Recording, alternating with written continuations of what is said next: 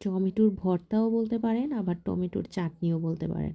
যেইভাবেই বলেন না কেন, এত মজার একটা টমেটো দিয়ে খাবার, খাওয়ার পরে মনে হলো এটা কেন আগে খাওয়া হয়নি। সত্যি কথা বলতে আমরা টমেটো চাটনি করি পেঁয়াজ রসুন ছাড়াই। এই রেসিপিটা আমি শিখেছি আমার স্কুলের একটা ভাবির কাছ থেকে।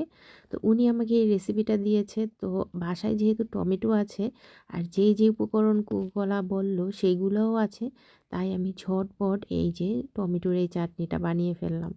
তো চলুন, এখানে অনেকগুলো পাকা টমেটো আমি কেটে নিয়েছি, যেহেতু করবই তাহলে অল্প কেন করব। তো এদিকে একটা কড়াই বসিয়ে দিলাম, কড়াইতে দিয়ে দিচ্ছি তেল। এবার তেলটা গরম হয়ে গেলে এর মধ্যে অনেকটা পরিমাণে পেঁয়াজ দিয়ে দিব। পেঁয়াজের পরিমাণটাও একটু বেশিই লাগবে, কারণ যেহেতু টমেটোর পরিমাণটাও বেশি। তো এখন পেঁয়াজগুলোকে ভালো করে ভেজে নিব, আর দিয়ে দিচ্ছি লবণ, আর সাথে দিয়ে দিচ্ছি পরিমাণ মতো হলুদ। তো এখন এইগুলো দিয়ে পুরো পেঁয়াজটাকে ভাজা ভাজা করে নিব। টমেটোর এই রেসিপিটা যেদিন রান্না করবেন সেদিন চাল একটু বেশিই নিতে হবে, কারণ খেয়ে ফেলতে হবে বেশি।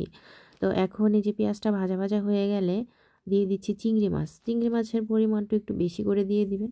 যত পেঁয়াজ আর চিংড়ি বেশি হবে ততই এটা বেশি ভালো লাগবে খেতে। তো এখন এই যে চিংড়ি মাছটাকেও তেলের মধ্যে ভেজে নিব।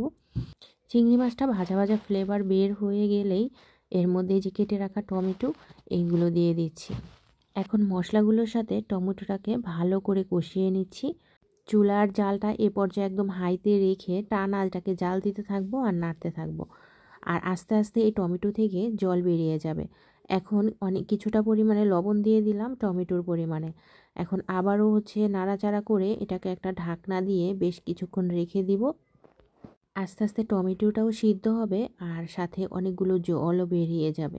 এই যে দেখেন কতটা পরিমাণে টমেটো থেকে জল বেরিয়ে গেছে। এখন কাজ হচ্ছে এই জলটাকেই প্রথমে টানিয়ে ফেলবো একদম। এই পর্যায়ে দিয়ে দিব ঝালের জন্য কিছুটা কাঁচামরিচ। আর আমাদের কাঁচামরিচটা অনেক ঝাল, তাই আমি এখানে দুটো ব্যবহার করেছি। আপনারা চাইলে শুকনো মরিচও ব্যবহার করতে পারেন, তাহলে ঘ্রাণটা আরও ভালো আসবে। আর দেখেন জাল দিতে দিতে অনেকটা পরিমাণে কিন্তু জল শুকিয়ে গিয়েছে। এখন এখানে কোনো আলাদা করে মশলা আর ব্যবহার করব না। জাস্ট নামানোর আগে এর মধ্যে কিছুটা পরিমাণে ধনিয়া পাতা কেটে এটার সাথে মিশিয়ে দেব। ধনিয়া পাতা যে দিয়েছি সেটার ভিডিও করা হয়নি। অনেকটা ভাজা ভাজা হয়ে গেলেই এটাকে নামিয়ে গরম গরম ভাতের সাথে পরিবেশনের পালা। এখন সুন্দর করে ডেকোরেশনের জন্য আমি একটা টমেটো কেটে টমেটোর ভেতরে সবগুলো ফেলে দিয়েছি। এরপরে টমেটো ভর্তাটা টমেটোর ভিতরে দিয়ে দিচ্ছি। এই যে এখন এভাবে করে দিয়ে জাস্ট গরম গরম পরিবেশন করব গরম ভাতের সাথে। এত মজার ভর্তাটা আপনারা এই সিজনে অবশ্যই খাবেন। আমি কিন্তু খেয়ে এটার প্রেমে পড়ে গিয়েছি। খুবই ভালো লেগেছিল এই টমেটো ভর্তাটা, সত্যি অসাধারণ। আর আপনারা যদি এভাবে খেয়ে থাকেন অবশ্যই কমেন্টে জানাবেন। আজকে এই পর্যন্তই, সবাই ভালো থাকবেন, সুস্থ থাকবেন। কথা হবে নতুন কোনো রেসিপিতে। সেই পর্যন্ত সবাই ভালো থাকবেন।